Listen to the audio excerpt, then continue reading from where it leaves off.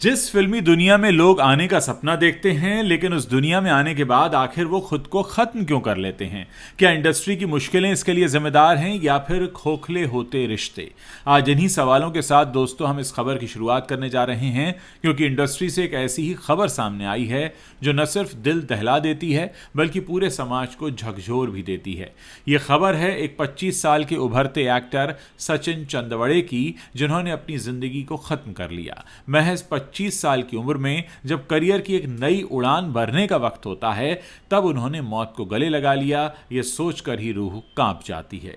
क्या यह सिर्फ एक हादसा है या फिर बॉलीवुड की एक अनकही पीड़ाओं का नतीजा जो बाहर से चमकती दुनिया के पीछे छिपी रहती हैं? सचिन चंदवड़े का नाम अभी तक हर किसी की जुबान पर न चढ़ा हो, लेकिन जो जानते थे उनके लिए वो एक होनहार जीनियस था। महाराष्ट्र के जलगांव जिले के पोरला तहसील के उदरखेड़े गांव से ताल्लुक रखने वाले सचिन का जन्म एक साधारण से परिवार में हुआ था। बचपन से ही उनका झुकाव कला की तरफ था। गांव की मिट्टी से निकला ये लड़का जो स्कूल के नाटकों में घंटों रिहर्सल करता, दोस्तों के बीच डायलॉग्स ही बोलता रहता। लेकिन जिंदगी ने उन्हें पहले इंजीनियरिंग की राह थमा दी। पुणे के एक बड़े कॉलेज से डिग्री इन्होंने हासिल की और फिर आईटी पार्क में सॉफ्टवेयर इंजीनियर की नौकरी भी पा ली। लेकिन सचिन का दिल फिल्मों में बसा था। वो जुनून जो रातों को सोने न देता, जो वीकेंड्स पर लोकल थिएटर ग्रुप्स में घसीट कर ले जाता, धीरे धीरे उन्होंने नौकरी को बैकसीट पर डाल दिया और मुंबई पुणे के फिल्म सर्कल में कूद पड़े। 2022 में आया उनका एक बड़ा ब्रेक, नेटफ्लिक्स की popular web series Jamtara season 2। ये सीरीज जो झारखंड के फिशिंग घोटाले की काली दुनिया को बयां करती है, जहां पैसे के लालच और सत्ता की जंग के बीच बहुत कुछ चलता है। सचिन ने इसमें एक सपोर्टिंग रोल निभाया, छोटा सा किरदार, लेकिन इतना प्रभावी कि दर्शक उसे भूल न सके। 23 सितंबर 2022 को रिलीज हुई सीरीज ने उन्हें राष्ट्रीय स्तर पर पहचान दी। सोशल मीडिया पर फैंस की बाढ़ सी आ गई। परिवार वाले गर्व से चूर हो गए। माँ कहती, बेटा हमेशा कहता था एक दिन बड़ा नाम होगा। लेकिन ये चमक कितनी नाजुक होती है, ये शायद तभी पता चला जब आने वाले दिनों में रोल्स की जद्दोजहद शुरू हुई। आउटसाइडर होना इंडस्ट्री में आसान नहीं था। ऑडिशंस की लंबी कतारें, रिजेक्शंस की मार और वो अनिश्चितता जो हर रात की नींदें उड़ा देती है। फिर भी सचिन ने हार नहीं मानी। कुछ ही हफ्ते पहले 17 अक्टूबर को उन्होंने इंस्टाग्राम पर एक पोस्ट शेयर किया जो आज उनकी आखिरी उम्मीद की तरह वायरल हो रही है। पोस्ट में लिखा था, presenting you from the movie Asur 1, actor Sachin Chandwade in the role of Soma. Photo में वो सेट पर खड़े थे, आंखों में चमक, चेहरे पर वो उत्साह जो कह रहा था कि अब टाइम आ गया है। असुर 1 एक मराठी थ्रिलर फिल्म थी जिसमें सचिन लीड रोल में दिखने वाले थे।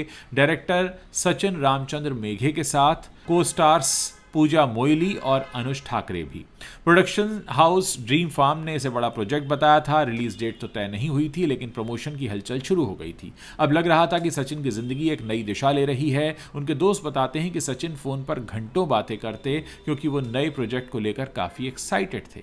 लेकिन 23 अक्टूबर 2025 को सब कुछ उलट पुलट हो गया। सुबह के करीब 10 बजे पोरला के उदरखेड़े में उनके घर पर सन्नाटा छा गया। परिवार वाले जब कमरे में दाखिल हुए तो वो दृश्य देखा जो जिंदगी भर के लिए काला धब्बा बन जाएगा। सचिन छत के पंखे से लटक रहे थे। फंदा इतना सख्त था कि सांसें थम चुकी थीं, लेकिन एक उम्मीद में उन्हें पहले नज़दीकी प्राइवेट हॉस्पिटल पुणे ले जाया गया। डॉक्टर्स ने इमरजेंसी ट्रीटमेंट शुरू किया। सीपीआर, वेंटिलेटर, हर संभव कोशिश की गई। फिर उन्हें धुले के एक बड़े अस्पताल में शिफ्ट किया गया, जहां मेडिकल टीम ने रात भर जंग लड़ी। 24 अक्टूबर की सुबह 1:30 बजे डॉक्टर्स ने वेंटिलेटर बंद कर दिया। सचिन अब इस दुनिया में नहीं थे। पोस्टमार्टम रिपोर्ट में सुसाइड कंफर्म हुआ। परिवार ने चुपचाप उनका अंतिम संस्कार पैतृक गांव में ही कर दिया। खबर फैलते ही मराठी और हिंदी फिल्म इंडस्ट्री में शोक की लहर दौड़ पड़ी। जामताड़ा 2 के डायरेक्टर्स ने ट्वीट किया, सचिन तेरा टैलेंट अनमोल था, ये नुकसान बर्दाश्त से बाहर है। को स्टार्स ने इंस्टाग्राम पर फोटोज शेयर किए और कैप्शन में लिखा, RIP सचिन, तू हमेशा याद आएगा।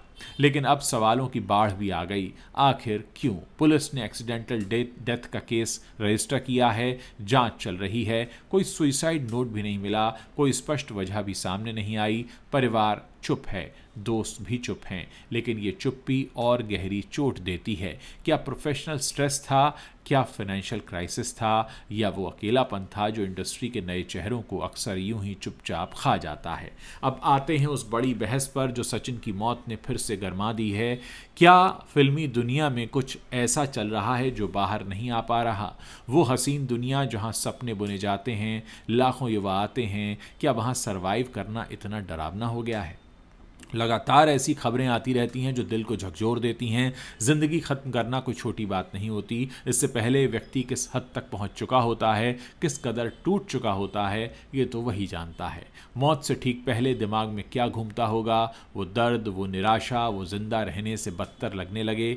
क्या इंडस्ट्री की मुश्किलें ही इसके लिए जिम्मेदार हैं? नेपोटिज्म का वो जाल जहां आउटसाइडर्स को मौके चने के चवेरे बराबर मिलते हैं। 18-20 घंटे की शिफ्ट्स, अनियमित नींद, कांस्टेंट रिजेक्शन, ये सब मिलकर मेंटल हेल्थ को चूर कर देते हैं। या फिर आज का वो ट्रेंड जहां रिश्ते दिखावे के होते हैं, जब मोरल सपोर्ट चाहिए तो लाखों फॉलोअर्स के बीच अकेलापन घेर लेता है। सचिन के दोस्त कहते हैं वो बाहर से हमेशा हंसता था, लेकिन अंदर क्या चल रहा था पता नहीं चला। ये लाइन हर सुसाइड स्टोरी में अक्सर सुनाई देती है।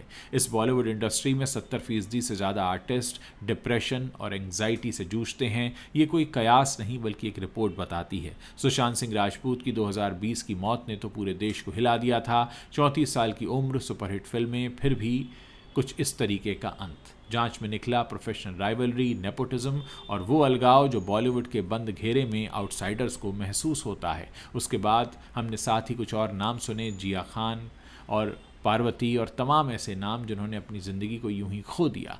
हाल के सालों में तो छोटे मोटे एक्टर्स की खबरें आम हो गई हैं। 2023-24 में ही 3-4 केस सामने आए जिनकी वजहें ज़्यादातर डिप्रेशन, हार्ट ब्रेक या फिर फाइनेंशियल प्रेशर नज़र आया। साइकोट्रिस्ट मानते हैं कि फिल्म इंडस्ट्री में स्ट्रेस लेवल नॉर्मल जॉब से 4 गुना ज़्यादा है। हाई एक्सपेक्टेशंस होती हैं, कॉन्स्टेंट कंपैरिजन होता है और सोशल मीडिया का प्रेशर, ये सब ट्रिगर बन जाते हैं। पुरुष अक्सर स्ट्रांग बनने की कोशिश में दर्द को दबा लेते हैं जो अचानक कभी फट पड़ता है। महिलाओं के केस में तो सेक्सुअल हैरेसमेंट भी जुड़ ही जाता है। सचिन का केस भी इसी पैटर्न का शिकार लगता है। परिवार कहता है खुश लगता था, लेकिन वो आउटसाइडर भी तो था। रिपोर्ट्स के मुताबिक 80% सुइसाइड्स में मेंटल हेल्थ इश्यूज प्रमुख वजह होते हैं, लेकिन हेल्प सीकिंग सिर्फ 20% लोग ही करते हैं। तो सवाल उठता है कि क्या इंडस्ट्री बदल रही है? हाँ, शायद थोड़ा बहुत। सुशांत के बाद दीपिका पादुकोण ने लिव लव लाफ नाम का फाउंडेशन शुरू किया। प्रियंका चोपड़ा ने मेंटल हेल्थ कैंपेन्स चलाए। कई प्रोडक्शन हाउसेज ने काउंसलिंग सेशंस जोड़े, लेकिन ये सब काफ़ी नहीं है। प्रोड्यूसर्स को चाहिए कि 24/7 अवेलेबल आर्टिस्ट, लेकिन ब्रेक के लिए कोई टाइम नहीं, ना के बराबर मदद। और महाराष्ट्र गवर्नमेंट ने फिल्म इंडस्ट्री के लिए अभी हाल ही में एक मेंटल हेल्थ हेल्पलाइन भी लॉन्च की है। दोस्तों, ये कहानी अभी ख़त्म नहीं हुई, बल्कि एक सबक की तरह है। फिल्मी दुनिया सपनों की है, लेकिन हकीकत बहुत कठोर है। सचिन को लोग श्रद्धांजलि दे रहे हैं और उम्मीद है कि उनकी मौत व्यर्थ न जाए। ये सवाल इंडस्ट्री पर खड़े हों और बदलाव आए, क्योंकि सपने तो टूट सकते हैं, लेकिन जिंदगियां न टूटें। दोस्तों, जब भी एक युवा बिना किसी वजह के इस दुनिया से रुखसत हो जाता है, फिर चाहे उसके पीछे प्रोफेशनल राइवलरी हो, नेपोटिज्म हो या उसके आसपास बुना गया षड्यंत्र, इस सवाल का जवाब हमें ढूंढना होता है कि आखिर हम अपने युवाओं की मेंटल हेल्थ के लिए, अपने युवाओं के आने वाले सुनहरे भविष्य के लिए क्या कर रहे हैं। जिसके घर का चिराग बुझता है वो जानता है कि ये चिराग अब कभी फिर से नहीं उगेगा, फिर से नहीं दिखेगा। लेकिन हाँ, ये बहुत से सवाल भी छोड़ जाता है। उम्मीद करते हैं कि दिवंगत आत्मा को शांति मिले, लेकिन साथ ही हमें ये प्रण भी करना होगा कि आगे अब हम किसी और के साथ ऐसा धोखा, ऐसी साजिश, ऐसा कुछ होने नहीं देंगे, क्योंकि आखिर हम अपने देश के जिम्मेदार नागरिक हैं।